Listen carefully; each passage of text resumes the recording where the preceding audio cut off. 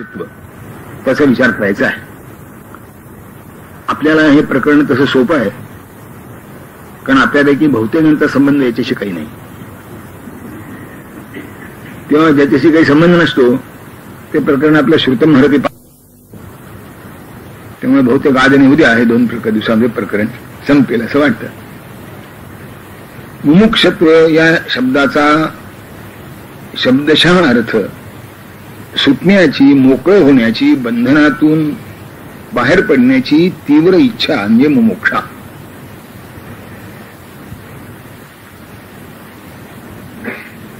आता तुरुंगातल्या कायद्याला बाहेर पडावं असं वाटतं, पिंजऱ्यातल्या पक्षालाही बाहेर पडावं असं वाटतं,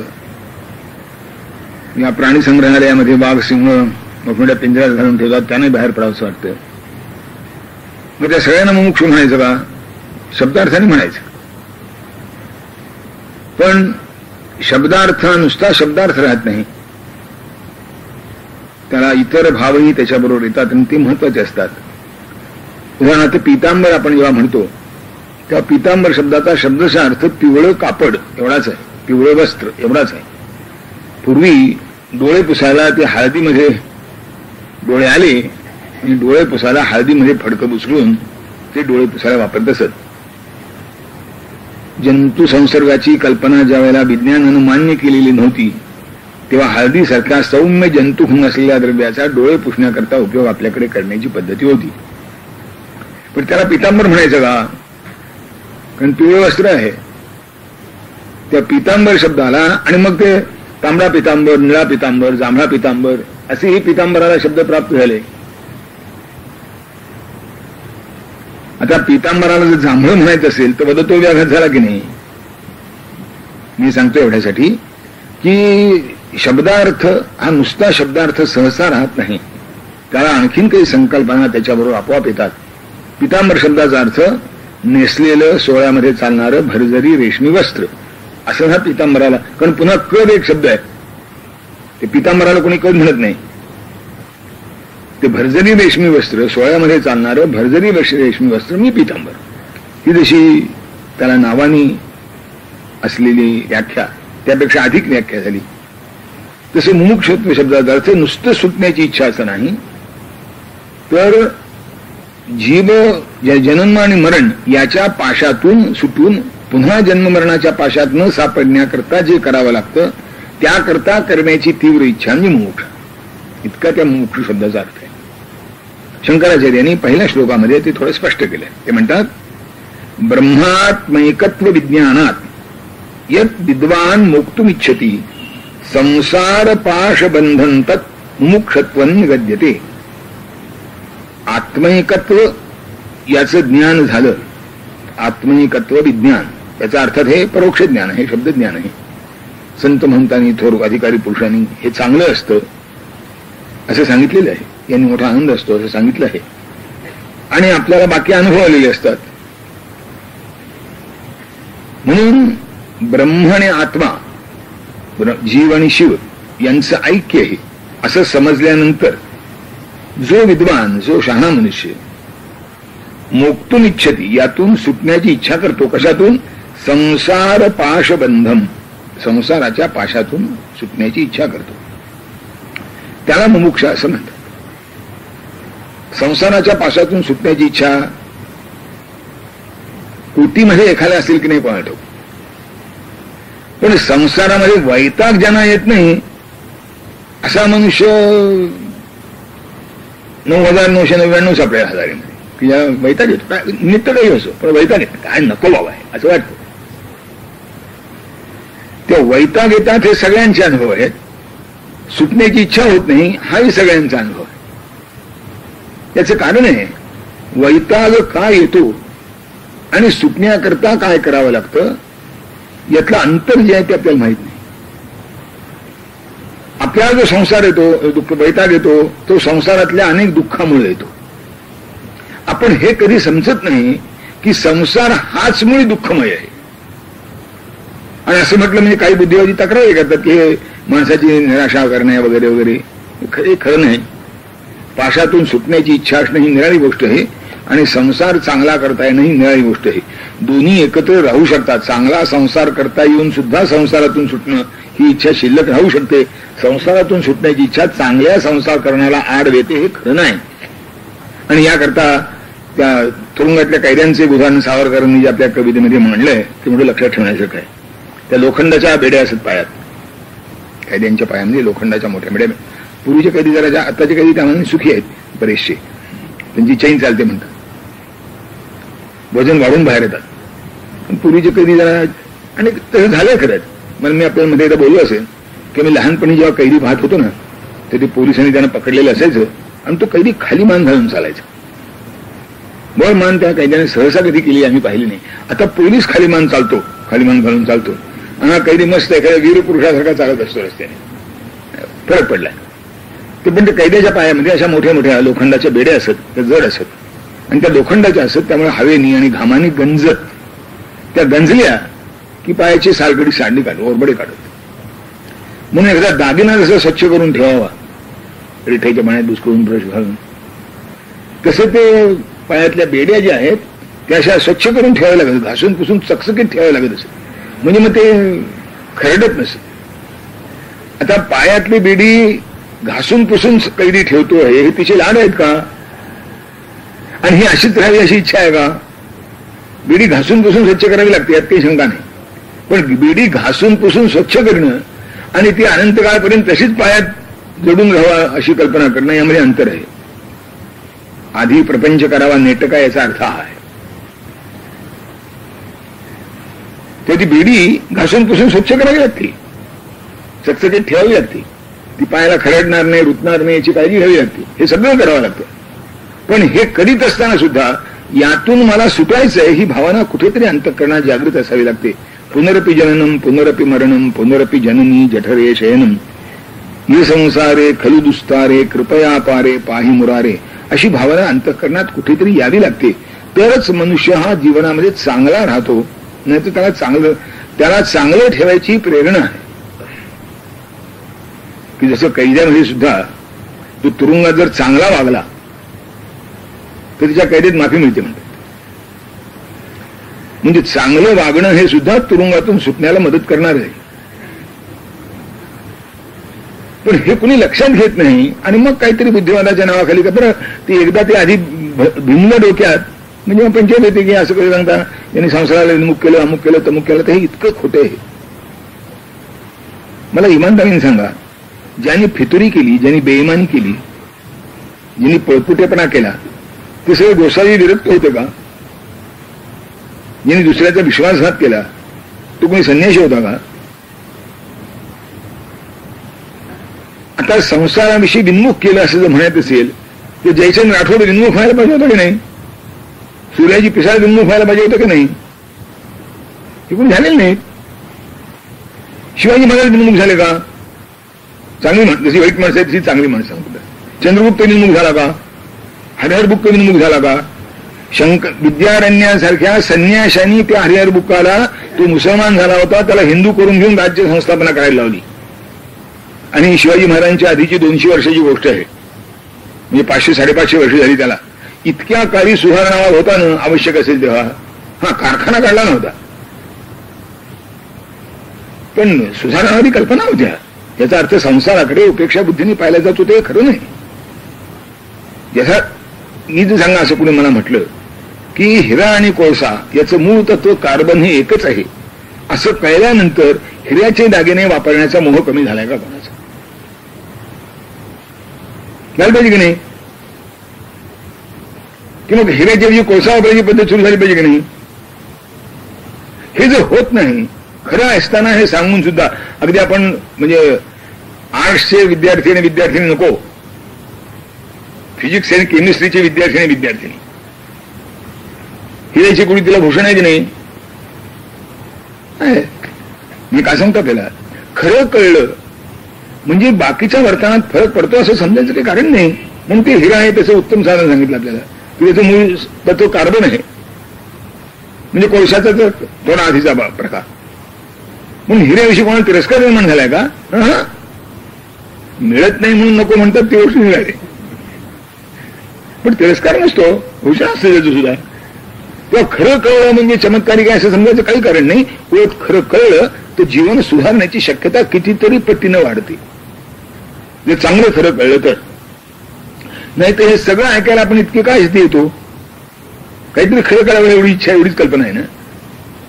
म्हणून शंकराचार्य स्वच्छ शब्दात सांगतात की संसार पाशातून मुक्त होण्याकरता विद्वान जो प्रयत्न करतो त्याची अंतःकरणाची उत्कट इच्छा असेल त्याला मोक्ष म्हणतात. साधनानां तु सर्वेषां मुमुक्षा मूल कारणम अनिच्छोर प्रवृत्तस्य क्व श्रुती क्वनु तत्फलम. सगळी जी मागं आतापर्यंत साधनं तुम्हाला सांगितली ती नित्यानित्य वस्तू विवेक सांगितला, ह्या मूत्र फलभोग विराग सांगितला, शम दम तितिक्षा उपरती समाधान हे सगळं सांगितलं. हे सगळं कोणाकरता साधन आहे? मराठीत एक म्हणे, ज्या गावाला जायचंच नाही त्याची वाट विचारायची कशाला. पण आपण मनुष्य म्हणून जन्माला आल्यानंतर बाहेरचे घाणेरडे संस्कार जर फार झालेले नसतील आणि पूर्वजांची पुण्याही बलवान असेल ते काय हे समजून घ्यावं एवढं तरी नक्की आपल्याला वाटतं. कोणाचं हे काय हवं समजून तर घेऊ. ही जी जिज्ञासा आहे कशामुळे निर्माण होते? ते अंतःकरणात कुठेतरी सुप्तासुप्त प्रमाणामध्ये संतांच्या कर्तृत्वामुळे, वडिलांच्या पूर्वजांमुळे, आपल्या काही भाग्यामुळे ती मुमुक्षा थोड्या अल्प प्रमाणात कधी शिल्लक असते. त्याचे प्रकार शंकराचार्य पुढे सांगणार आहेत. ती असते म्हणून तर गाथा ज्ञानेश्वरी दादू काय लोक जमतात, नाही तर कशाला जमतात? कदाचित टीव्हीला त्याकडे चांगले कार्यक्रम चालू असतील, हा काय होतो काय 9:15 याच्यात तिथून घरायचं म्हणजे घरी पाऊण तास घर निघायला पाहिजे, घरी पोहोचायला पुन्हा पाऊण तास होशील, म्हणजे मधला कार्यक्रम तू निघूनच जातो, तरी येतो पण येतो ना. म्हणजे कुठेतरी अंतःकरणामध्ये ती भावना आहे, मग समजून घेतो आपण. तेव्हा शंकराचार्य म्हणतात की ही मुमुक्षा जर अंतःकरणात नसेल तर कोणत्याही साधना सांगण्याला काही अर्थ नाही. अमुमुक्षो ज्याला सुटण्याची इच्छा नाही त्याची प्रवृत्तीच होत नाही. ज्या गावाला जायचं नाही त्या रस्ता विचारतो कोण? ज्या रस्ते आपण काय रस्ता नकाशात तरी पाहू म्हणतो, प्रवास वर्णनात तरी वाचू म्हणतो, हे एवढ्याकरताच म्हणतो की आज त्या जातीची इच्छा कुठेतरी आहे, अजून आपल्या पूर्वजांची पुण्य बरी आहे म्हणून. नाही मला सांगा, नाही तर अमेरिकेसारख्या वैभव संपन्न राष्ट्रामध्ये इथले अनेक महंत स्थिरपद कसे होतात? ते हरे राम हरे कृष्ण तिथे लोकप्रिय का हवं? म्हणजे इथला आमचा 1.5 शाळा सांगतो आचार्य नाही चुकला आता ओशाळा झाला म्हणजे आधी आचार्य मग भगवान ओशाळा. तो सांगतो तो ओम पेक्षा याहू शब्द जास्त पॉवरफुल आहे म्हणा. ओम पेक्षा याहू शब्द आधी ते कुठल्या चित्रपटात काय म्हणे, कोणता तरी नायक तसं ओरडतो, कोणाकडे पाहून ओरडतो मला माहित नाही पण तो ओरडतो. तर ते याहू जे आहे ते अधिक सशक्त म्हणाले, त्याचा जप करा, ओंकाराचा जप काय नाही, तो आता जुना झाला. ओंकाराचा शोध जुना हे काय प्रकरण आहे? म्हणजे आज जर कोणी असं म्हटलं की नाकाने श्वास घेणं ही आता जुनी गोष्ट झालेली आहे, कानाने श्वास घ्यायला सुरुवात करा हे म्हणजे 85 कसं पाहिजे? हे कधी जुनं होतं का? तो वापरणारा जुना होईल, वापरणारा दुबळा असेल, वापरणारा चुका करेल, हे सगळं ठीक आहे, पण ती वस्तू कशी चुकीची असेल? पण हा सांगायला जातो आणि आमचे बुद्धिमान प्रगत बोलतात. मी सांगतो आपल्या एवढ्यासाठी की आत जर इच्छाच नसली तर ह्याकडे प्रवृत्ती होणारच नाही. ते शंकराचार्याचा प्रकार करतो. तीव्र मध्यम मंदाती मंद भेदाश्चतुर्विधा मुमुक्षा तत्प्रकारोपी कीर्तते श्रूयतां बुधैः. तीव्र मध्यम मंद आणि अतिमंद असे मुमुक्षूचे 4 प्रकार असतात. सुटण्याची इच्छा जी आहे ती तीव्र मध्यम मंद आणि अतिमंद असे 4 प्रकारचे असते. कीर्तते सांगतो म्हणतात शंकराचार्य म्हणतात, त्याची प्रकारे सांगतो. बुधैः शहाण्या माणसाने ते ऐकावं. कीर्ततां बुधैः शंकराचार्य म्हणतात मी सांगतो ऐका म्हणा. तीव्र मुमुक्षा कशी असते? तापै स्त्रीभिर नित्यमनेक रूपैः संतप्यमानो क्षुभितांतरात्मा परिग्रहं सर्व मनर्थ बुद्ध्वा जहाति सा तीव्रतरा मुमुक्षा. की संसारातले त्रिविध प्रकारचे ताप अनुभवाला येऊन किंवा ते येणार आहे तसं कळून, त्रिविध ताप आपण मागेला चर्चा झाली त्याची, आध्यात्मिक, अधिदैविक आणि अधिभौतिक असे जे 3 प्रकारचे ताप आहेत, यातला ताप नाही असा मनुष्य सापडायचा नाही प्रामाणिकपणे सांगितलं तर. त्या कुठल्या तरी एका मध्य पश्चिमेतल्या एका राजाचं काहीतरी चरित्र प्रसिद्ध आहे म्हणे. तो त्या वेळचा तिथल्या आसपासच्या सगळ्या प्रांतांचा सार्वभौम राजा होता, चक्रवर्ती राजा होता. एकूण 40 वर्षे त्यांनी राज्य केलं, ऐश्वर्य संपन्न, या परचक्र आलं नाही, त्याचा कधी पराभव झाला नाही वगैरे, असं सुखात राज्य केलं. त्यानं आपलं जीवनवृत्त घेऊन ठेवलंय. त्यात त्यांनी लिहिलंय की 40 वर्षात माझे फक्त 14 दिवस सुखाचे झाले. 40 वर्षात 14 दिवस सुखाचे झाले. मला खरंच सांगा, मुख्यमंत्र्याला आणि पंतप्रधानाला झोप येत असेल का? तडफडतात सगळे, आम्हाला मुख्यमंत्री, मला झोप येत असेल का? एवढी काळजी. त्यात एक कोणीतरी ती सुटकेस म्हटलं म्हणजे भानगड, कोणी भूखंडात श्रीखंड म्हणलं की याची झोप. काय ताप हा, केवढा रोज ताप. त्या अशा सर्वसामान्य गोष्टी अधिक सुखे नाही, खरं म्हणजे आहे. पण तो आहे काय माणसात एक आणखीन एक सांगतो आपल्याला, ही जी वृत्ती आहे त्यात समाधान नाही. ही जी वृत्ती आहे ना, ही माणसाची मुळात मोक्षाकडे जाण्याकरता निर्माण झालेली नैसर्गिक प्रेरणा आहे. आपल्याला सांगितलं आश्चर्य वाटेल. पाण्याच्या ठिकाणी जी वाहण्याची प्रेरणा आहे ती मुळात समुद्राला मिळण्याची प्रेरणा आहे ती. कारण पाणी मुळात समुद्रातून जन्माला आलं आहे आणि म्हणून त्याच्या ठिकाणी समुद्राला मिळण्याची प्रेरणा आहे, म्हणून ते उताराकडतं वाहतं. समुद्र हा सगळ्यात खालच्या बाजूला आहे, जिथे असेल तिथून ते पुढे जायची प्रवृत्ती असते त्याची. तसं सर्वसामान्य माणसाच्या अंतःकरणामध्ये तो ब्रह्मापासून सुटलेला जीव असल्यामुळे पुन्हा ब्रह्मापर्यंत पोहोचण्याची त्यांच्या अंतःकरणात एक सुप्त इच्छा आहे, नैसर्गिक प्रेरणा आहे. ती आता व्यक्त कशी होते? अधिक पाहिजे, अधिक पाहिजे. जे मिळालं त्यात समाधान, जे मिळालं त्यात मिळेपर्यंत इच्छा आहे, मिळेपर्यंत हवंसं वाटतं आहे. ज्या क्षणी मिळालं त्या क्षणी त्यातला आनंद गेला, मग दुसरं काहीतरी. त्या क्षणी त्यातला आनंद गेला, मग तिसरं काहीतरी. हे त्याचं कधी थांबत नाही. का थांबत नाही? थांबेल केव्हा? तिथे पोहोचेल तेव्हा थांबेल. एकच अडचण होते, रुचीनाम वैचित्र्यात रुजू कुटील नाना पथजुषाम होतं. इतकंच काय की काही सरळ मार्गाने जातात ते लवकर पोहोचतात, ते कुटील मार्गाने जातात त्यांचं काय होतं ते शंकराचार्य सांगतील पुढे आता काय होणार आहे. पण ही अंतःकरणात इच्छा असते माणसाच्या. हिचे 4 प्रकार होतात. नुसतं खावंसं वाटणं आणि खणखणून भूक लागलेली असणं, फरक पडतो की नाही? नुसतं खावंसं वाटलं की चवणे वाढतात माणसाचे, आणि खणखणून भूक लागली असेल ना, पानात काय पडतं इकडे बघतच नाही. काही अहो मीठ आहे की नाही, पुन्हा एकदा पाहून सांगतो म्हणतात, काय कळतच नाही. ते खणखणून दान खणखणलेलं नाही असंच होतं. ती मुलं चिवडायला लागली ना, म्हणजे आई म्हणते पुष्कळ का बाहेर कुठं खाणं झालंय वाटतं तुझं, पानातली चिवडाचिवडी का चालली? आपली जी चिवडाचिवडी आहे ना, त्याला तीव्रता नाही मागे, म्हणून चिवडाचिवडी आहे. जर तीव्रता उत्पन्न होईल तर चिवडाचिवडी राहणारच नाही. अनुभव येत नाही असं नाही, अनुभव काय ताप आहे, काय ताप आहे, काय ताप आहे असं होतं. पण ते सवयीने आपण सोसायला शिकतो. ती तीक्षा नसते, पण ही असते, सवयीने सोसायला शिकतो. ज्यांच्या अंतःकरणात ती उत्कट असते, असे रामदास स्वामी सारखे एखादे, त्यांच्या मनात शंका आली म्हणे ते लग्नाला उभे राहिले तेव्हा, की शुभ लग्न आणि सावधान. ते म्हणजे 2 शब्द एकत्र का आले? लग्न जर शुभ आहे तर सावधान कशासाठी? आणि ते सावधान असेल तर त्याला शुभ का म्हणायचं?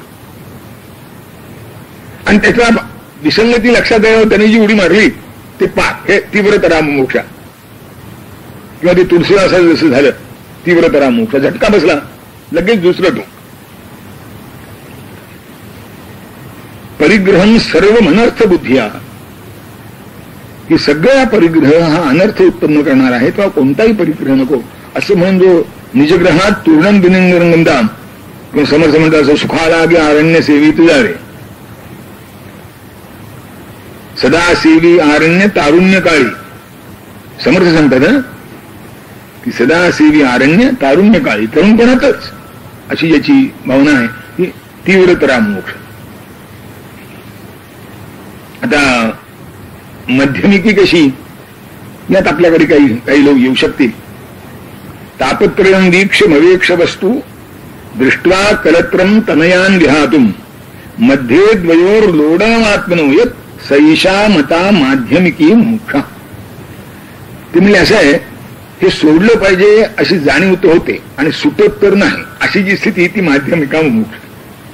आणि लोडनं कुठे जातं? सोडलं पाहिजे जाणवतं आणि मग प्रपंच जो आहे त्यातले मग नाना तऱ्हेची नाती असतील, मग कलत्रम तनयान, बायको आहेत, पोर आहेत, संपत्ती आहे, कारखाना आहे, उद्योग आहे, धंदा आहे, हे सगळं हे त्याचे प्रतीक. त्याच्यामध्ये असं डोलायमान मन राहतं.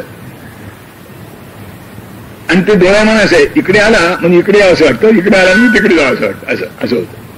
ही माध्यमिकी मोक्ष आहे, मोक्ष आहे ही माध्यमिकी मोक्ष आहे. त्याच्या पुढे मोक्षस्य कालोस्ति किमध्यमे त्वरा भोक्त्वे भोगान कृत सर्व कार्य मुक्ते यतिष्ये अहमेति बुद्धिर सैषा कथा मंदा एषैव मंदा कथिता मोक्षा. नाही देवदेव चांगला हो, पण आत्ताच कशाला, हे वय आहे का असं, हे वय नाही, आता काय करायचंय. आणि खरंच नाही, मला चांगलं आठवतं, मी का ते 20-21 वर्षाचा असेल, ज्ञानेश्वरी वाचत होतो आणि एक माझा मित्र मला भेटायला, ज्ञानेश्वरी तुला आत्ता या वयात, म्हणजे ज्ञानेश्वरी तेव्हा वाचावी जेव्हा डोळ्याचं दिसायचं कमी होतं, कीर्तनाला तेव्हा जावं जेव्हा ऐकायचं काम बहुतेक संपलेलं असतं, तीर्थयात्रेला तेव्हा निघावं जेव्हा गुडघे असहकार करतात. ठरवलंय माणसाने की असं हे या वयातच करायचं.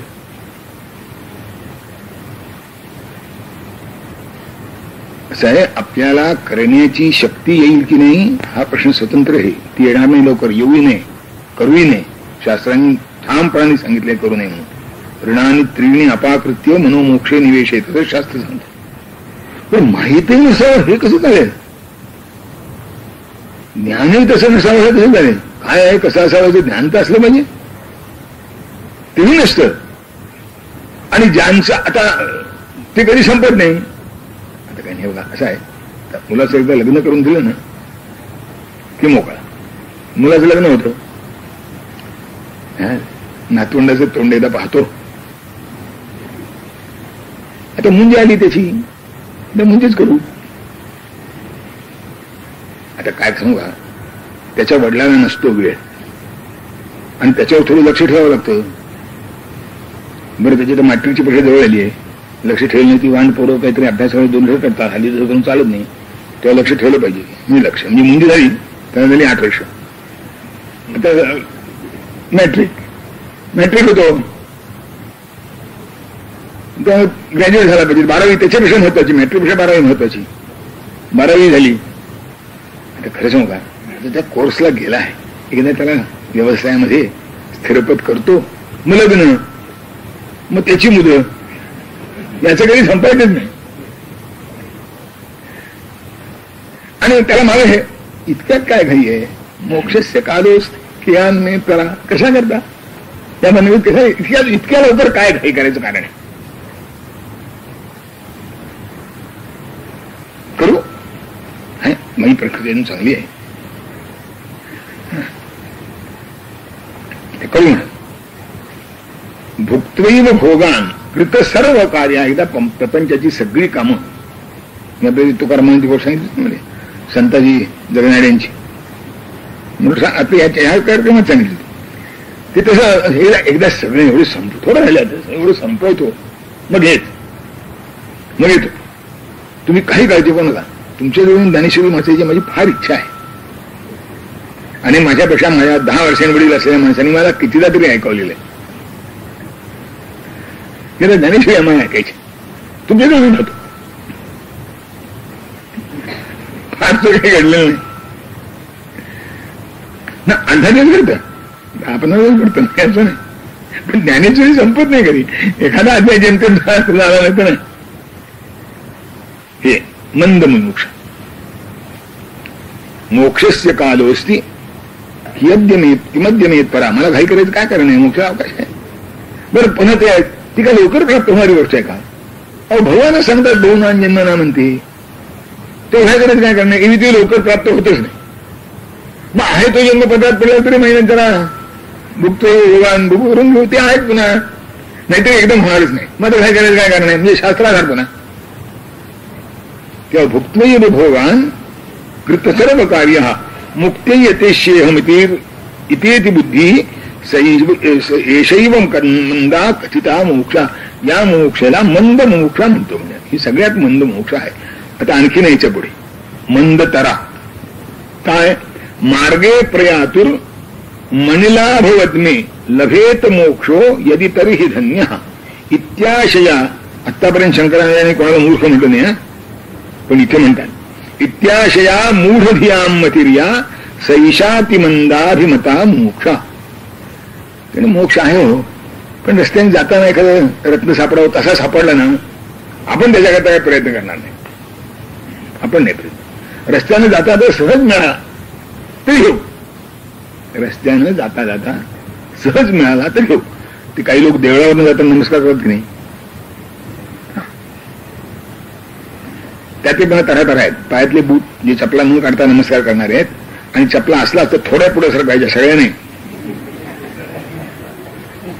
अर्ध्या चपला पुढे सरकायच्या पुढे.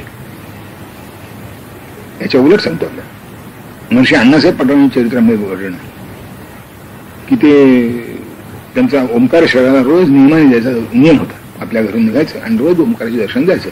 त्यांचं घर होतं आता शनिवारवाडा ना, त्याच्या इकडच्या बाजूचा जो बुरुज आहे त्याच्या मागे फुटका बुरुज म्हणतात, त्याच्या मागे त्यांचं घर होतं. तिथून ओंकारेश्वरला रोज नियमाने जायचं. आता ते गावांनी प्रतिष्ठित व्यक्ती होते. काहीतरी समारंभाच्या निमित्ताने, सभेच्या निमित्ताने, कुठे अध्यक्ष म्हणून, कुठे वक्ते म्हणून, काही त्यांच्या हातातलं काही कार्यक्रम असे म्हणून त्यांना सभेला जावं लागेल. तर ते ओंकारेश्वरच्या जवळ जर सभा असली तर ते ओंकारेश्वरला ओळंडून यायचे नाहीत घरी. दर्शन घेऊन ओंकारेश्वरला जाऊन दर्शन घेऊन पुन्हा घरी यायचे. आणि घरी आले म्हणजे पुन्हा नित्यनेमाच्या ओंकारेश्वरला जायचे. लक्षात घेण्याची गोष्ट आहे की नित्यनेमाचं ओंकारेश्वर दर्शन मिळालं आणि जाता आता ओंकारेश्वराचं मंदिर वाटेत आहे तर त्याचा अपमान होऊ नये म्हणून जाऊन दर्शन घेऊन येणं मिळालं. पण हे दोन्ही आपण सांगायला गेलं पाहिजे. आपल्याला माहिती आपण काय करतो. सहज जाता जाता जर मोक्ष भेटला तर चांगली गोष्ट आहे. अशी ज्याची भावना असते, हे निदान काहीतरी प्रयत्न तरी करू, आज नाही उद्या करू म्हणतात हो, इतकं तरी आहे. शंकराचार्य म्हणतात अशी ज्याची कल्पना असते त्याला मूढ म्हणायचं. आणि आता याच्या पुढे शंकराचार्यांच्या पुढे प्रगती झाली आहे. मोक्ष नावाची वस्तू काही नाहीच. काय आहे ते एवढंच आयुष्य आहे, तेच जास्तीत जास्त चैन्याने उपभोगत घ्यावं असं जे म्हणतात ना चार वाक, त्यांना आता यालाच मूढ म्हणायचं. त्यांना काय म्हणायचं? महामूर्ख म्हणायचं. आणखी काय दुसरं काय मार्ग नाही. हे मूर्ख ते महामूर्ख.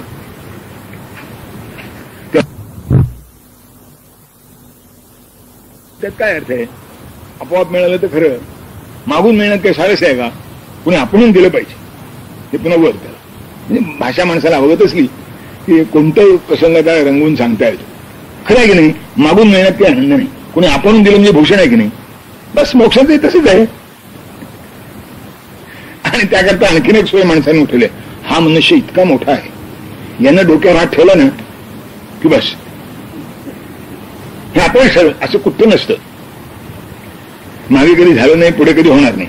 पण आपण सोयी करता कोणाला इतकं मोठं ठरवून ठेवायचं की त्याचं दर्शन झालं, बस सगळं मिळालं. बरं एखादं कुठे शास्त्र वाचून त्याला आधार नाही सापडतं. ते कशा करता असतं कोणी पाहत नाही. हे अतिधन्य लोक.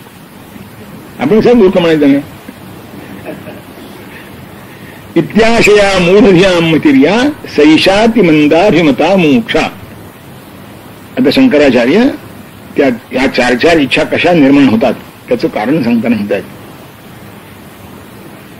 जन्मानेक सहस्रेषु तपसा राधितेश्वरः तेन निशेष निर्धूत हृदय स्थित कल्मषः शास्त्रविद गुणदोषज्ञो भोग्यमात्रे विनिस्पृहः नित्यानित्य पदार्थज्ञो मुक्तिकामो दृढव्रतः निष्टप्तम अग्निना पात्रम उद्वास्य त्वरया यथा जहाति गेहम तद्वच्च तीव्र मोक्षेच्छया द्विजा. सएव सद्यस्थिती. तीव्र मोक्षा ज्याला मोक्ष आहे म्हणजे पहिल्या क्रमांकाचा पहिला वर्ग, त्या पहिल्या वर्गातला मोक्ष त्याचं कारण म्हणते एकदम होणारी गोष्ट नाही. म्हणतात जन्मानेक सहस्रेषु तपसा राधितेश्वरः. ज्यानं अनेक सहस्र जन्म, अनेक सहस्र म्हणजे 99,000 तरी धरले पाहिजे, कारण सहस्र शब्द वापरलाय म्हणून. ते 99,000 जन्म निदान ज्यानं सातत्याने प्रत्येक जन्मामध्ये ईश्वराची आराधना केली आहे, त्यामुळं ज्यानं निशेष निर्धूत हृदय स्थिती कल्मषा, अंतःकरणामध्ये असलेले जे सगळ्या प्रकारचे कल्मष म्हणजे पापाचे अंश आहेत ते निशेष निर्धूत पूर्ण धुतले गेलेले आहेत. किंवा हजारो जन्माच्या भगवंताच्या आराधनेनंतर बहुत सुकृताची जोडी तेणे विठ्ठली आवडी. आता आवडी निर्माण झाल्यानंतरची आराधना आहे. म्हणजे यात किती गोष्टी गृहीत धरल्या आहेत की हजारो जन्म त्याला एकानंतर दुसरा, दुसऱ्यानंतर तिसरा, असा हजारो जन्म माणसाचा झाला आहे. मध्ये तिकडे गेला नाही कुठे, कारण तो असा चांगला वागत आला की पुन्हा माणसाचा माणूसच होईल, पुन्हा माणसाचा माणूसच होईल. काही आपल्याकडची आजची तत्वज्ञान आहेत की मनुष्य येता मनुष्य म्हणून जन्म आला की त्याला पुढचा मनुष्य होतो म्हणतो. खरं नाहीये. तो इकडे तिकडे जातो. आपली परंपरा अशीच आहे की दगडापर्यंत सुद्धा जातो असं वरण आहे आपल्याकडे. कृमिलोष्ठ पाषाणापर्यंत सुद्धा जातो.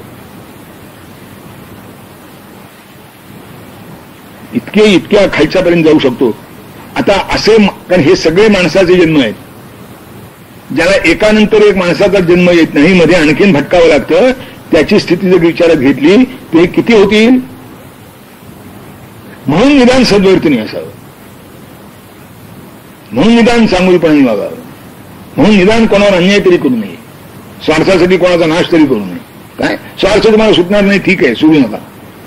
म्हटलं अनेक वेळा सांगितलं माणसाची 4 वर्ग भरतऱ्यांनी केली आहे. जो स्वतःचा स्वार्थ दुसऱ्याचं हित साधण्याकरता तिलांजली सारखं अर्पण करतो तो सत्पुरुष. पण आपला स्वार्थ साधताना दुसऱ्याचं नुकसान होऊ नये, केली तर दुसऱ्याला मदत करावी अशी भावना ज्याच्या अंतःकरणात राहते तो सामान्य सज्जन. आपण सगळे या वर्गात येतो. जो आपला स्वार्थ साधण्याकरता दुसऱ्याचं नुकसान करतो त्याला भरतऱ्याने राक्षस म्हटलंय. आणि दुसऱ्याचं बरं झालेलं पाहवत नाही म्हणून जो दुसऱ्यातून याचं काही बरं व्हायचंच नाहीये, याचं बरं व्हायचंच नाहीये, पण त्याचं बरं झालेलं पाहवत नाहीये, त्याला काय म्हणावं ते भरतरी म्हणतो मलाच कळत नाही.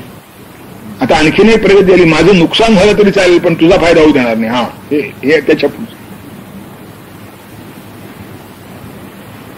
की तुझं भाव चांगला होऊ नये म्हणून माझं नुकसान झालं तरी चालेल, हे त्याच्या पडचे. त्याकडे एक संस्कृत श्लोक आहे, म्हणजे चांगला श्लोक आहे. तो म्हणतो जंगलामध्ये एका गृहस्थाची गाठ पडली. त्याने तुम्ही इतकी आढळून काढा, संध्याकाळची वेळ आहे, जंगल चांगलं नाही, इथे वाघ वगैरे भटकतात, चला मी आहे तुमच्या बरोबर, आपण लवकर जाऊ. थोड्या वेळात नाही म्हणला मी इथे मुक्काम करायला चालू आहे. अरे म्हणजे वाघ बी तिथे फिरतात अशी बातमी आहे, वाघाने मला खावं म्हणून चालू आहे. म्हणजे वाघाने तुम्हाला खावं म्हणून? हो. कशावर का? म्हणजे इथला वाघ फार शेळपट दिसतो, कुठल्या आश्रमात मला आठव म्हणून. किंवा त्याच्या तोंडाला एकदा वाघाच्या माणसाच्या रक्ताची चटक लागली की तो गावकऱ्यांना सुखाने झोपू जाणार नाही. गावकरी फार वाईट आहेत, त्यांनी माझं असं नुकसान केलं तसं नुकसान केलं, तेव्हा सगळ्या गावकऱ्यांचं वाटून घ्यायला पाहिजे. त्याला एकुलता एक मार्ग आहे, वाघानं मला खाणून माणसाच्या रक्ताची चटक त्याच्या जिभेला लागणं. मी मेलो तुम्ही तयार, पण गाव चांगला नव्हता कामा. कस्त्वं भद्र खलेश्वरोहम ह्य किं घोरे वने स्त्रीयते परंतु शार्दूलाधिरेव हिंस्र पशुवीर खाद्यो नित्याशया कस्मात् कष्टमिदं त्वयामुपसितं मद्देह मांसाशिनः प्रत्युत्पन्न मृमांस भक्षणधियस्ते घंतु सर्वांती. हे काय जात आहे? मी आपल्याला एवढ्या कथा सांगतोय, माणसाचं माणूस व्हायचं असेल, पुढचा जन्म माणसाचाच जेव्हा अशी इच्छा असेल तर निदान कोणावर अन्याय आपण करणार नाही. आपल्या स्वार्थासाठी एवढी तरी काळजी प्रत्येकाने घेतली की मी माझ्या, ठीक आहे माझं मला सुटत नाही, सोडूही नाही. गीतेने सुद्धा दिनवानी एवढा वारका केलाय, कर्मण्येव अधिकार असते मा फलेषु कदाचन. त्यांनी त्या मार्मिक टीप द्यायचा आणि मार्मिक टीप आहे. ते मला फलावर तुझा अधिकार नाही असं मी म्हणत नाही, फलावरचा अधिकार तू सोड, फलावरचा अधिकार गाजवू नको असं मी नको, नाही फलावर तुझा अधिकार नाही असं नाही, फलावर तुझा अधिकार आहे, कर्म तू केलंस तर फलावर तुझा अधिकार आहे, पण फलावरचा अधिकार तू गाजवू नको. तू शिजवलंस मला मान्य आहे, पण दुसऱ्याही खाण्यात तुला आनंद असू दे असा त्याचा अर्थ. हे कळत नाही, थोडं कळणं शक्य आहे. आणि हे एकेकाळी आपल्या घरात होते, आज नक्की सांगता येत नाही. की पदार्थ चांगला झाला आणि खाण्याने आवडीने खाल्ला आणि तो जरी संपला तरी जिने केला त्या गृहिणीला त्याचं दुःख नसे, आनंद असे की माझ्या हातचं लोकांनी आवडीनं खाल्लं. आता बहुतेक आपला आधी काढून ठेवतात आणि मग वाढायला गेले ते गेले कोणाकडे काय बदलला. हे का सांगतो त्याला की या तऱ्हेच्या वृत्ती आपल्या संस्कृतीने जोपासल्या होत्या. घरातला तो वडीलधारा मनुष्य असे ना, त्याचं धोत्र फाटकं असे, पण मुलाबाळांचे कपडे जर फाटके असतील तर त्याला सहन होत नसे. तुमचं लक्ष कुठे म्हणतो, जा घेऊन या. अरे तुमचं असं माझ्या म्हाताऱ्याला कोण विचारतो म्हणतो. मी आता पोरांचं काय होतं कोण होतं याचीच कदाचित संपत नाही कधी. आता काय करा, आपल्या कुटुंबामध्ये ह्या वृत्ती होत्या ज्या परमार्थाला इष्ट आहे. आपला स्वार्थ सोडू नका, ठीक आहे बरोबर, पण दुसऱ्याचं नुकसान होणं एवढी तर काळजी घेतली पाहिजे. त्याच्यावर अत्याचार होणार नाही एवढी तर काळजी घेतली पाहिजे. तुम्ही सदाचरणाने तर वागलं पाहिजे. परत मी देव मानित नाही, मी संध्या करीत नाही, मी पूजा करीत नाही, मी हमक करीत नाही, मी दम करीत नाही. मग काय करतो, फक्त दरोडे घोळायचं काम करतो. हा काय होतोय, अरे दरोडेखोर कधी बरा, तो दरोडेखोर म्हणतो येतो काळजी घेता येते त्याची. हा लाच खातो म्हणजे आगतिक म्हणजे नरळे पकडून वसूल करतो पैसे, नाही तर कामच करीत नाही. मला एकदा चांगल्या वापरायला मी विचारलं की तुम्ही असं कसं करता. आता काय करावं म्हणाले, हे सेल टॅक्स आणि इन्कम टॅक्स सांभाळण्याकरता इतकी हेलपाटे घालायला लागतात, त्यापेक्षा ते 500,000 रुपये देणं परवडतं. आता काय करणार, हा मनुष्य चांगला आहे, या लोकांना शाळेची इच्छा नाही, पण करतो काय. बरं आता प्रत्येकाला 1,000 500 रुपये दिले, त्याचा हिशोब चोख कसा राहणार, त्याला ते कुठलं तरी मिळालेच पाहिजेत. असे मोठे दुष्टचक्र निर्माण झालेले. आणि आचार्य ते सांगतात, जन्मानेक सहस्रेषु कल्मश अंतःकरणातलं का जात नाही, पाप अंतःकरणातलं का जात नाही, त्याची मीमांसा सांगतो मी आपल्याला. की साधेपणाने वागणं ही मोठी कठीण गोष्ट होऊन बसली आहे. सरळपणाने वागणं ही अशक्य गोष्ट झालेली आहे. आणि अगदी त्या श्रीप्रकाशने नेहरूलाच ऐकवलं होतं. पण ते दोघे अलाहाबादचे कदाचित वर्गमित्र असतील. श्रीप्रकाश आपल्याकडे राज्यपाल होते पुष्कळ, जयप्रकाश नाही श्रीप्रकाश आपल्याकडे राज्यपाल होते. त्याने एकदम नेहरूला म्हणून, नेहरू तुझ्या राज्यात मी पैसे खाणार नाही अशी प्रतिज्ञा करू शकतो म्हणाले, पण लाच देणार नाही अशी प्रतिज्ञा केली तर मला जगताच येणार नाही. आता हे काय राज्य राहिलं. आणि ते नेहरूच्या काळात आता बघाच काय पुढे आपण आपली प्रगती पुष्कळ झाली आता. काय प्रकरण आहे, मी काय सांगतो आपल्याला की जन्मानेक सहस्रेषु हे निशेष निर्धूत कल्मश कसा होईल, फार कठीण गोष्ट आहे. म्हणून ते हजारो जन्म लागतात. इतक्या बारीक बारीक गोष्टी असतात की हे असं करून नाही तर कसं करेल, असं करणं तर करू कसं, असं करणं तर कसं करू, असं असल्यामुळे त्याचं जे काही थोडे जे दोष आहेत ते आमच्या अंतःकरणात शिल्लक राहतातच. 100% चांगलं वागायचं ठरवलं तर जगणं अशक्य गोष्ट आहे. मग काय करणार, काहीतरी करावं लागतं. आता हे नाहीसं करण्याकरता काय करावं लागतं, पूजा करा, अर्चा करा, पोथ्या पासा, मंत्र विष्णू म्हणा, नामस्मरण करा, तीर्थयात्रा करा. म्हणजे निदान ते या जन्माचा पुढचा जन्म, त्या जन्माचा पुढचा जन्म माणसाचे तरी येत राहतील. एकदा ती या लाचखोर लोकांचं काय होतं म्हणून, यांना पहिला जन्म तर डुकराचा नक्की, याबद्दल काही शंका नाही. पुढचं काय होतं म्हणजे बॉन्ट. ही दशा आपल्या वाट्याला येऊ नये एवढी तर काळजी घेतली पाहिजे. शास्त्राभ्यासाचा हा उपयोग आहे की मी तरी चांगला, मला जितकं हे शक्य आहे मला की 100% चांगलं वागता मला येणार नाही, पण मला जितकं चांगलं वागता येणं शक्य आहे तेवढा मी प्रामाणिकपणेच चांगला वागलो आहे असा तरी आत्मविश्वास देता आला पाहिजे की एवढं मला वागणं चांगलं आहे, मी एवढं वागलो. होत नाही ते माणसं. आणि याच्याकरता सुद्धा एक तऱ्हेची समर्पण वृत्ती लागते. स्वतःच्या बुद्धीचा अहंकार कमी लागतो. कुठेतरी ते गुरुवेदांत वाक्याशी म्हटलं ना, तिथे ते सर्वसमर्पणाची भावना लागते. ती जर नसली तर याचा अहंकार एवढं असायचंच, एवढं करावंच लागतं म्हणजे गेला. मी आगतिकपणे एवढं करतोय असं म्हणणं निराळं, ती करतो त्याची बोच असणं निराळं, आणि एवढं करावंच लागतं हे केलंच पाहिजे त्याशिवाय जगताच येणार नाही असं मिशिवा पीळ सांग. दोन्हीमध्ये आकाश पाताळाचं अंतर आहे. यामध्ये चित्तशुद्धीची शक्यता आहे, यामध्ये चित्तशुद्धीची शक्यताच नाही. ते चिपकलं. भक्ती ओली करणारी गोष्ट आहे, त्यामुळे निदान चिटकत नाही. खरवून काढलं तर निघतं तरी. जे चिकटलं ते निघत नाही. भक्तीने ओलं राहतं म्हणून आराधितेश्वर हा यांनी त्याचं, त्यामुळे त्याचं जे काही वाईट ती नाही दुसरी, त्याचं जे काही वाईट असेल असं रोज केरसुनी फिरवली नाही तर काय होईल. फिरवले तरी सुद्धा भान किती येते आपल्याला माहिती आहे. फिरवलीच नाही तर काय होईल. फिरवलीच पाहिजे, दुसरा मार्ग नाही. तर आणि ती सकाळीच फिरवली पाहिजे. कारण ती हवेत उडालेली धूळ आहे ना, ती अन्नावर बसता कामा नये एवढी तरी काळजी घेतली पाहिजे. माझ्या पुष्कळ गोष्टी जितक्या सांगाव्या तेवढ्या थोड्याचे. आणि म्हणून आंघोळ करून स्वयंपाक केला पाहिजे. आता फॅशन आहे, आधी स्वयंपाक करून मग आंघोळ. पण ती स्वयंपाक करताना काही इकडे तिकडे लागतात, त्यात ती फॅशन बिघडते म्हणे. आंघोळ करून स्वयंपाक ते आउट ऑफ डेट झालेलं आहे. स्वयंपाक करून आंघोळ सुद्धा मेहरबानी, जेवल्यानंतर करीत नाही काय थोडं आहे का. निशेष निर्धूत कलमश कळावं म्हणून मी सांगतोय की जी कलमश आहे, जे पाप आहे बारीक बारीक असतं. फार मोठं आपण कोणाची हत्या करतो असं नाही, बलात्कार करतो असं नाही, कोणाच्या खिशात हात घालून पैसे घालतो असं नाही, घरं फोडून चोऱ्या करतो असं नाही. अशी माणसं असतात पण ती फार थोडी असतात.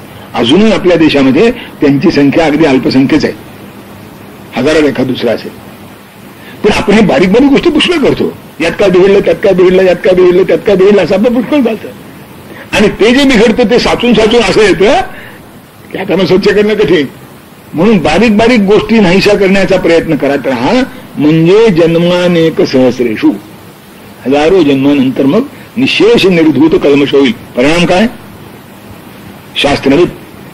मग तो शास्त्रज्ञ होतो, शब्दज्ञानी नाही. शास्त्राचा आशय त्याला कळतो, शास्त्राचा मतलब त्याला कळतो. शास्त्र चांगलं काय वाईट काय, त्याच्यातलं माझ्या अंतःकरणात काय आहे ते कसं काढायचं हे सगळं त्याला कळतं. शास्त्रविद. गुणदोषज्ञ, त्याला प्रत्येक गोष्टीतले गुण आणि दोष कळतात. यात गुण किती दोष किती. सगळे 100% गुण असतात असंही नाही, 100% दोष असतात असंही नाही. गुणदोषाची चिकित्सा करावी लागते, चर्चा करावी लागते. ती संपूर्ण नाहीच होत नाही. परवाचं का पुढाऱ्याशी चर्चा झाली, मी त्यांना असंच बोलता बोलता म्हणू की असं कसं आपण एक निश्चित चांगलं करतो म्हणतो ना, असं तर घडतं. अहो म्हणजे काय करणार, माणसामध्ये 10% दोष, 90% गुन्हे असतात. उलटे असतं म्हणाले, 90% दोष असतात, 10% गुण असतात. त्या 10% गुणाकरता स्वतःला जवळ घ्यावं लागतं. न जाणून आजची 10 ते उद्या 15 होतील, 15चे 20 होतील, असं होतं. म्हणून हा बरं तुम्ही म्हणता ते सगळं बरोबर आहे. फक्त मला एकच प्रश्न विचारायचा आहे की ज्याच्याजवळ 10% दोष आणि 90% गुण आहेत, आणि ज्याच्याजवळ 90% दोष आणि 10% गुण आहेत, यात 90% दोष आणि 10% गुण असलेला खाली आणि 10% दोष आणि 90% गुण असलेला वर, असं तरी असावं की नाही?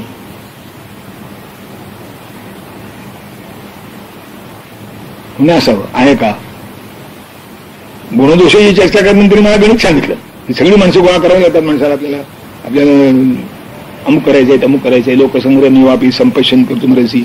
आणि त्यामुळे जोषयेत सर्व कर्माणी, जोषयेत सर्व कर्माणी. पण त्याच्या पुढेच आहे विद्वान युक्त समाचरण. तुम्ही वागता योग्य वागले पाहिजे.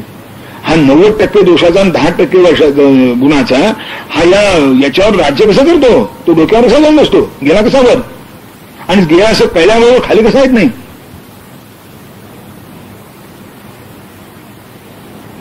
गुणदोष हे कळले पाहिजेत माणसाला.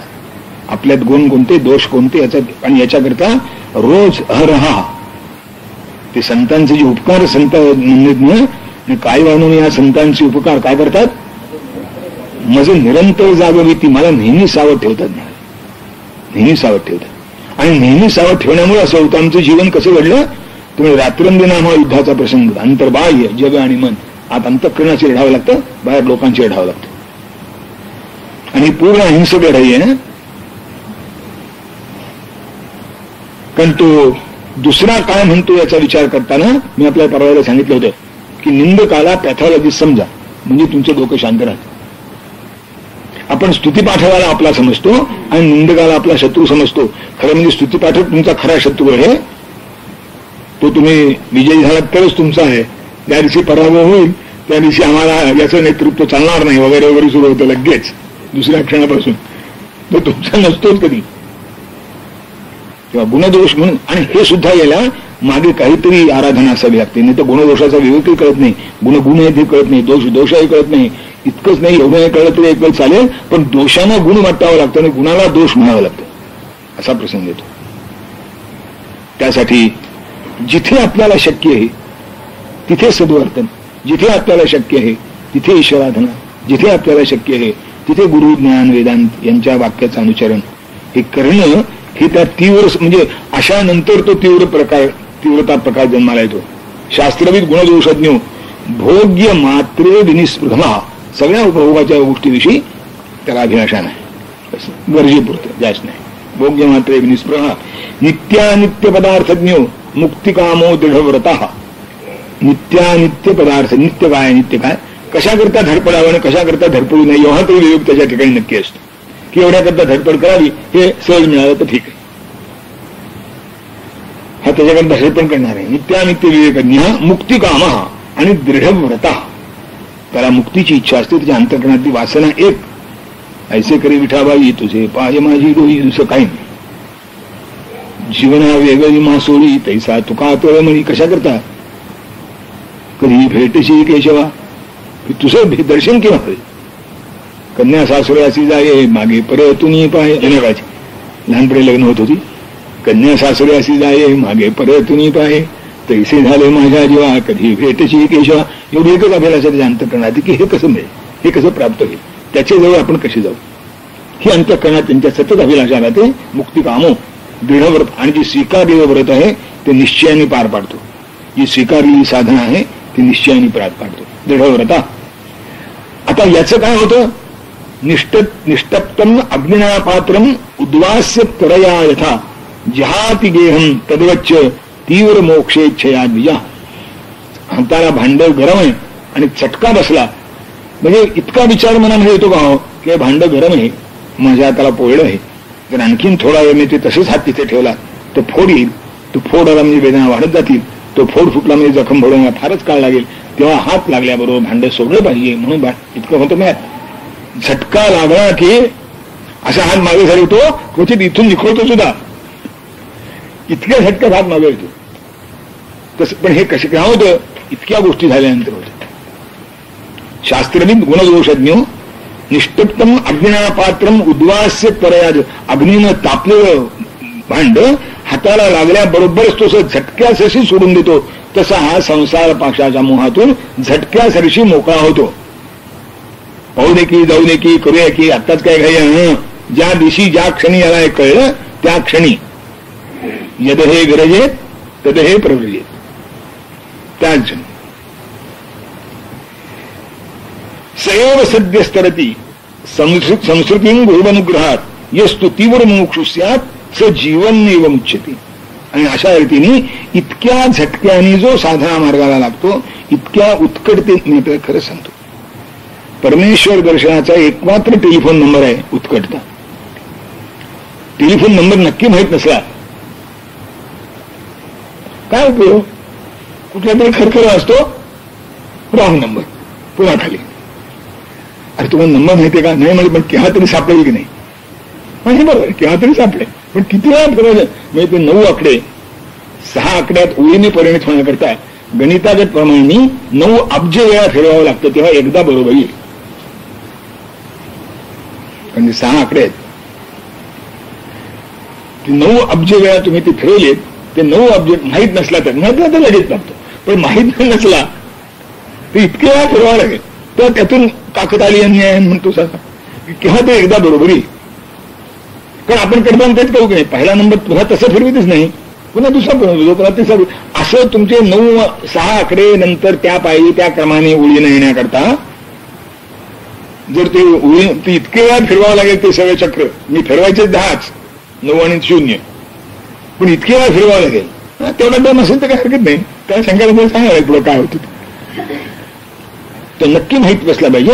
आता ती उत्कटता येण्याकरता काय करावं याची साधना सगळी त्याकरताच आहे, साधना सगळी त्याकरता. म्हणून याच्यासाठी आपल्याला जेवढं शक्य आहे त्यातलं थोडं अधिक परमार्थ मार्गाने जाताना घाई करता कामाने त्यांनी शनै शनै शब्द अनेक ठिकाणी वापरले.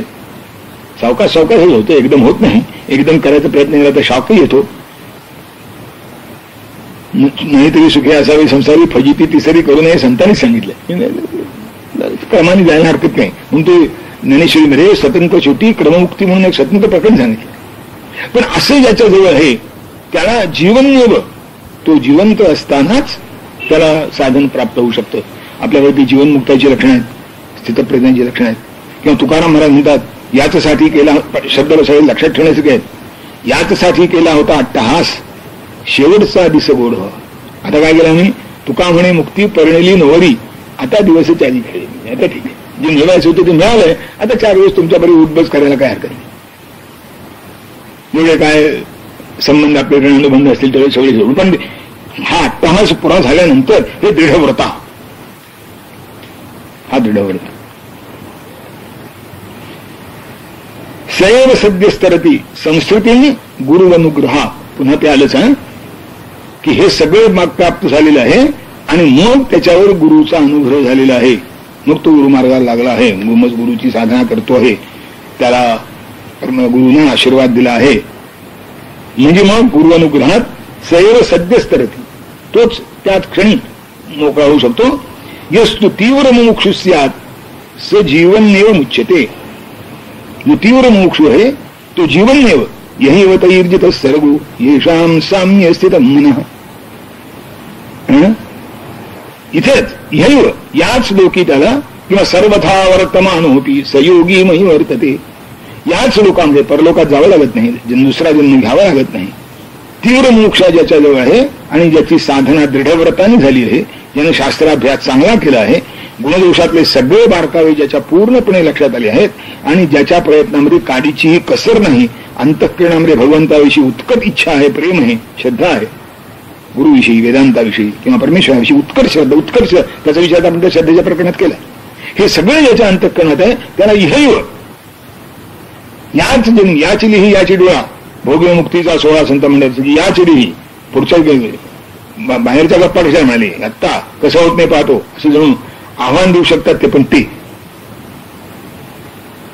ज्याची तीव्र मोक्ष आहे तो. नाही तर शंकराचे पण सांगतात जन्मांतर मध्यम असतो, काही जन्मानंतर तो मध्यम जो सांगितला तो काही जन्मानंतर, आणि तदन्यस्तु युगांतरे,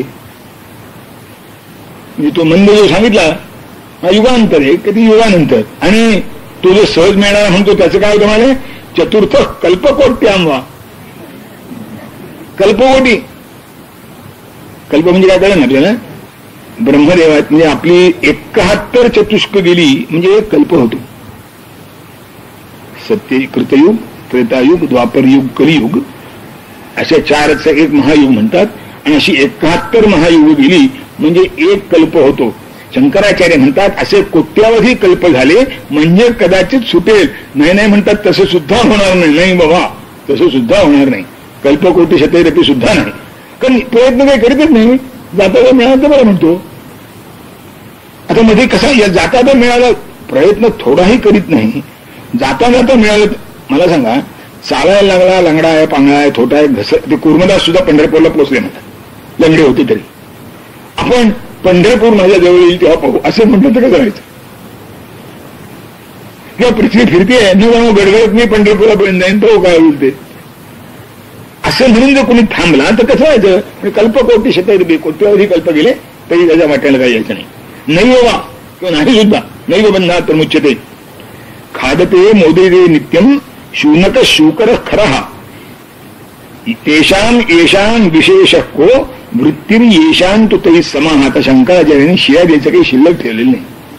हा जो अतिमंद आहे त्याला शंकराचार्य शिया घालतात. मोठी माणसाचा रागावली म्हणजे कसं बोलतात त्यातला नमुना आहे. ते म्हणजे खादते मोदते नित्यम, खातो आणि आनंदात राहतो. कोण कोण मिळे, शूनकहा कुत्र, शिवकरहा म्हणजे डुक्कर, आणि खराहा म्हणजे गाढ.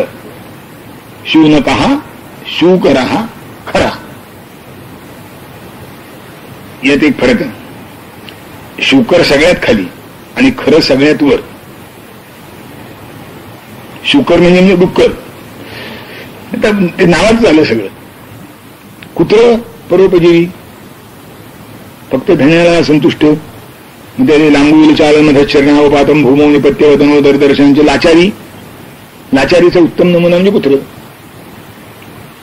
आणि खरं बिचार खरं सांगू, आम्हाला गाढवाला शिवाय देताना फार वाईट वाटतं. त्याच्या इतकं कष्टाळू प्राणी जगाच्या पाठीवर दुसरा नाही, आणि त्याच्या इतका अल्पसंतुष्टही दुसरं कोणी नाही. मालक मरून काम करून घेतो आणि सोडून देतो. उकेदा फुंकत मालकावर कबडीचं ओझं न घालता सोडून पुन्हा घरी परत येतो. बरं इतकं शहाणं असतं असं म्हणतात, पाहिलं नाही प्रयोग करून, की त्या गाढवाला जर बांधायचं असेल ना की दोरी प्रत्यक्ष बांधावी लागत नाही. त्याचा पाय त्या खुंटाजवळ न्यायचा आणि त्यावेळी दोरी गुंडायचं मग काढून घ्यायची. काय ते काय कळत नाही, त्या पाय तसाच ठेवतो म्हणायचं. पण निरुपद्रवी असते एवढं तर खरं. तेव्हा आता यात आपण कोणत्या कॅटेगरीत बसतो ज्याचं तरी ठरवावं. की तो शुकरात बसतो, शुनकात बसतो, शुकर म्हणजे डुकरामध्ये बसतो, कुत्र्यात बसतो, का गाढवात बसतो. त्यालाही खाण्याचा आनंद असतो. ते म्हणजे चेलीत राहतं, ते नाचत बागडत असतं, ते हिंगडत असतं.